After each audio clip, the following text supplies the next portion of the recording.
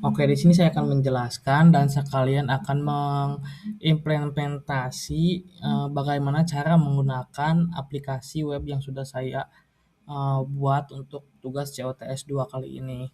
Nah, di sini pertama-tama saya akan memperkenalkan diri saya sendiri. Saya Depa Dewa Septiantoni dengan NIM 231110234, kelas 01 tentunya. Langsung saja kita ke kodenya. Di sini ada tiga ini, ada cons express, require, cons express, sama consport. 3000 itu buat yang pertama itu buat mengimpor framework Express.js. Terus yang kedua ini yang Express ini buat menginisialisasi aplikasi Express. Dan yang ketiga ini menentukan port server nanti yang akan dipakai. Nah, di sini ada middleware-nya. Yang pertama untuk mempressing data JSON, terus yang kedua untuk mempressing data dari form yang URL encode, terus yang ketiga ini ada memberitahu server untuk menyajikan file statis kayak HTML, CSS, dan JS dari folder yang publik ini. Lanjut, di sini ada let mahasiswa ini sebenarnya buat database dummy doang, database pancingan doang, biar di sininya ada display dari database. Oke. Di sini lanjut ke API CRUD endpoint-nya. Nah, di sini yang pertama ada app get API mahasiswa. Nah, ini tuh buat metode get ke API mahasiswa yang mengambilkan seluruh array mahasiswa dalam format JSON. Terus yang API get ini, yang ID, ini mengambil data berdasarkan parameter ID di URL di ini, ID ini. Eee, Terus yang cons data mahasiswa find ini mencari mahasiswa yang ID-nya cocok dengan ID parameter. Yang ini ada A12, misal mau searching berdasarkan ID. Terus di sini post itu metode yang digunakan untuk menerima data baru dari formulir, pakai metode post. Di sini ada cons new data, ini membuat objek baru di mana logikanya itu ada membuat auto increment ID kalau ada data, terus ID terakhir ditambah satu. Jadi ID-nya tuh udah bersifat unik dan gak bakal sama satu user sama user yang lainnya. Soalnya di sini ada ID yang ada di database ditambah satu gitu. Nah, ini mengambil nama dari database, request body, terus ada mengambil data dari name request body dan mengambil data jurusan dari request body. Nah, di sini ada mahasiswa push itu buat memasukkan database yang kita input ke menjadi data baru dalam array mahasiswa di JSON yang pertama itu. Terus selanjutnya mengembalikan pesan sukses ke front end. Kalau data udah berhasil ditampilkan, ya ada respon dari JSON, backset langsung data berhasil ditambahkan. Dan selanjutnya ada bukan patput ya. Put itu buat update atau edit data ya. Nah, pakai metode put itu digunakan untuk memperbarui data berdasarkan ID. Nah, karena kenapa pakai ID? Karena ID-nya itu kan bersifat unik, nggak mungkin sama. Kalau nama kan bisa sama, misal namanya Deva ketemu Deva lagi gitu. Kalau ID ini enggak, ID bersifat unik jadi gak bakal timpa gitu, gak bakal kena timpa. Misal ID 1 namanya Deva, asal Jawa Barat. Nah, ID 2 namanya Deva juga, tapi asalnya Banyumas. Nah, kita pakai ID biar gampang nyarinya, gak harus nanya asal dari mana atau identitas dari mana. Walaupun nama sama, karena ID-nya beda jadi gampang buat dicari. Nah, di sini ada cons index mahasiswa fin params ID. Nah, itu untuk nyari posisi indeks data yang mau diedit. Nah, terus kalau if index sama dengan ini, itu tuh sama dengan ID-nya ketemu usernya atau bukan user apa ya, datanya ketemu. Nah, jika ketemu di sini yang mahasiswa indeks timpa data lama dengan data baru dari rec body tanpa pertahankan ID aslinya. Dan selanjutnya ada app delete, di mana app delete ini adalah metode untuk menghapus data berdasarkan ID. Nah, di sini ada mahasiswa dan mahasiswa filter parent ID, param ID itu memfilter array, simpan semua data kecuali yang ID-nya sama dengan parameter. Nah, selanjutnya ini buat ngejalanin server di HTTP localhost s port bukan s sih, $port. Jadi karena portnya sama dengan 3000, jadi di sini otomatis 3000 buat ngejalanin webnya. Nah, oke. Di sini kita langsung lanjutin ke front end. Buat front end sih nggak banyak jelasin, soalnya kayak ini kayak bentuk HTML doang, nggak perlu yang dijelasin. Terus mungkin langsung ke bagian data kali ya. Nah, data ini kan ada bagian script nih, bagian buat logika di frontend ini. Nah, yang dokumen function ini buat memastikan dokumen sudah siap terload sepenuhnya sebelum menjalankan jQuery. Nah, yang let table itu mengubah table biasa menjadi data table. Nah, yang yang Ajax ini mengambil data JSON dari API server kita. Yang data SRC ini data kosong karena server langsung merespon dengan array JSON. Nah, yang kolom ini itu mencocokkan kolom dengan table key di JSON. Nah, lanjut ke bawah ada data sama dengan data null, bukan sama dengan data null. Ini kolom aksi buat edit dan hapus. Nah, di sini ada render.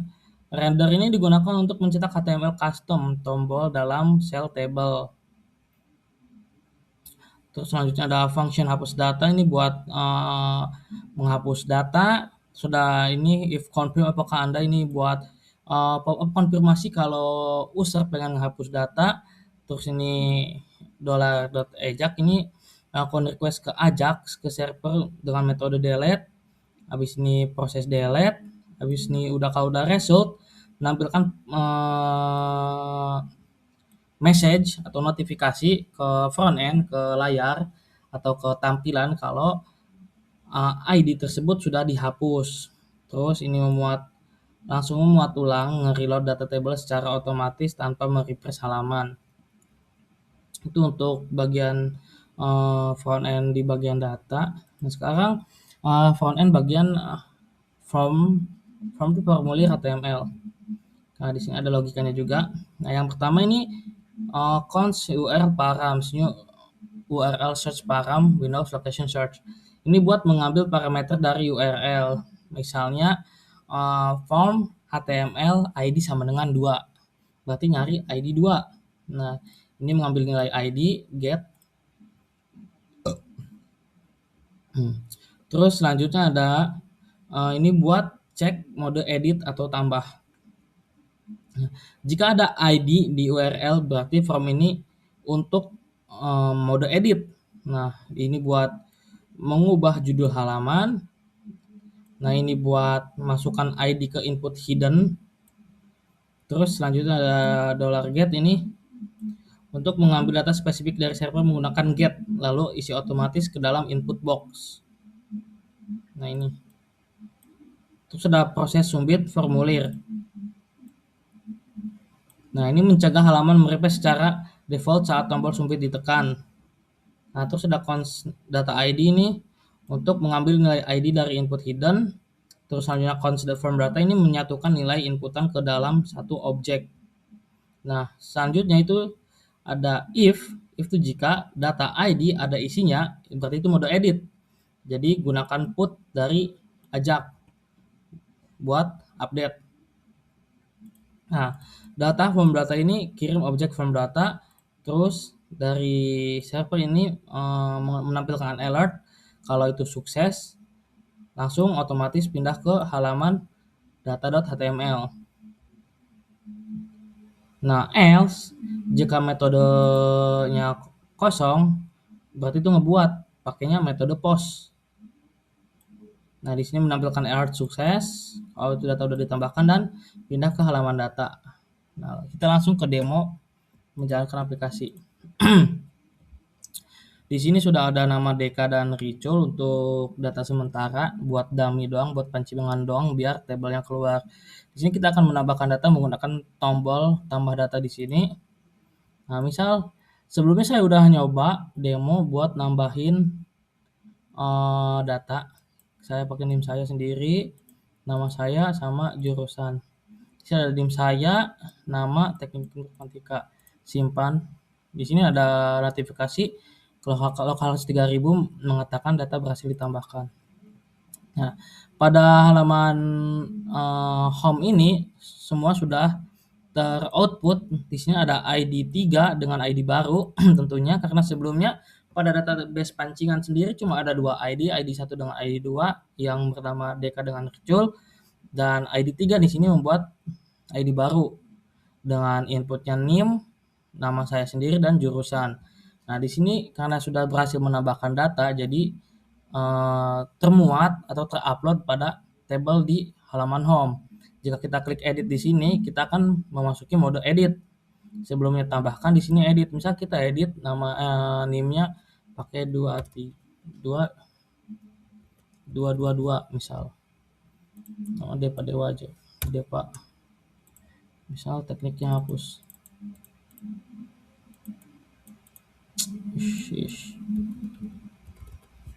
Nah, simpan. Nah, di sini juga udah ada notifikasi kalau data berhasil diupdate.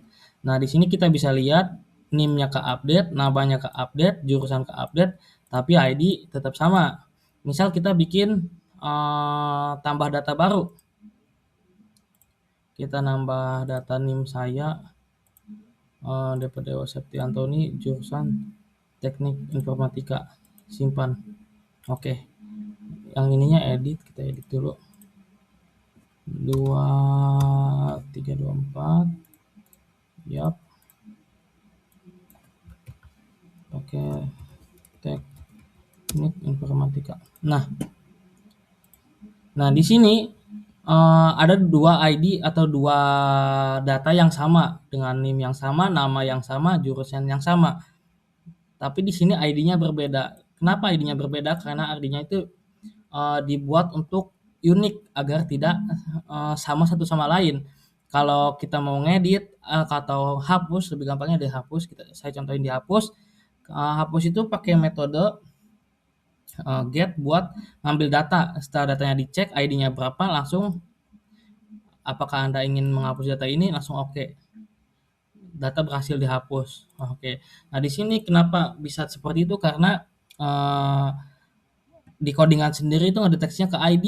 Kenapa ke ID? Karena ID-nya bersifat unik biar berbeda satu sama lain agar tidak tertukar saat melakukan CRUD. Kurang lebih seperti itu. Kalau buat searching